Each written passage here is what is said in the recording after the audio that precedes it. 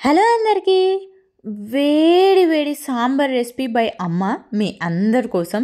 So drum stick, మునక్కాయలు, tomato and ముల్లంగి ఇవన్నీ తీసుకుని క్లీన్గా ట్యాప్ వాటర్లో బాగా వాష్ చేసుకోండి. ఏ వెజిటేబుల్స్ అయినా ఖచ్చితంగా వాష్ చేసుకోవడం మర్చిపోకండి. అండ్ ఎంతమందికి చేసుకుంటున్నారో లేదా పప్పు కొద్దిగానే తీసుకోవాలి, చాలా చిక్కగా అవ్వకూడదు సాంబార్ కాబట్టి. అండ్ తెల్లుల్లిపాయ అండ్ మునక్కాయల్ని ఇలా చిన్నగా కట్ చేసుకోవాలన్నమాట. మరీ చిన్నగా కాదు, కొద్దిగా లెంతీగా ఉన్నా పర్లేదు.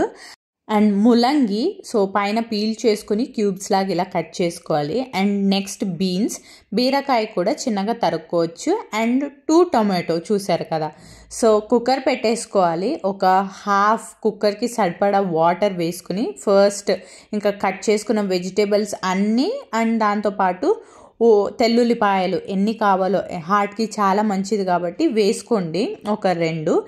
అండ్ పప్పు ఎంత కావాలో కొద్దిగా తక్కువగానే వేసుకోండి, ఎందుకంటే సాంబార్ కొద్దిగా నీళ్ళగా ఉండాలి కాబట్టి ఎక్కువ గట్టిగా అవ్వకుండా చూసుకోండి మీరు ఎంతమందికి చేసుకుంటున్నారో. అండ్ ఉప్పు వేసి ఒక 3 విజిల్స్ ఇచ్చాలన్నమాట.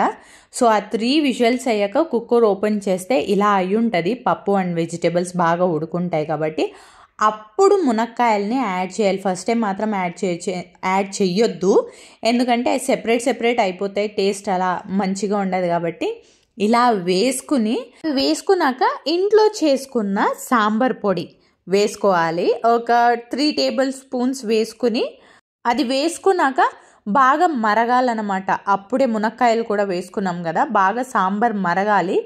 అప్పుడు లాస్ట్లో ఇంకా దింపుతామన్నప్పుడు తాలింపు వేసుకోవాలి. అదే ఆవాలు చిటపటలాడాక కరివేపాకు అండ్ కొద్దిగా ఆనియన్స్ చిన్నగా తరుక్కున్నవి అండ్ లాస్ట్లో కొద్దిగా చిన్నగా తరుక్కున్న కొత్తిమీర వేసుకుని బాగా వేయించుకుని అదే తాలింపు పెట్టుకుని లాస్ట్లో ఇంక దింపుకుంటాం సాంబార్ అన్నాక యాడ్ చేసుకుని కలుపుకోవాలి. సో సాంబార్ అయితే చాలా టేస్టీగా ఉంటుంది.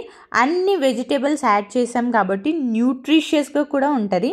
మీ ఇంట్లో మీరు ఖచ్చితంగా ట్రై చేసేయండి ఈ రెసిపీని.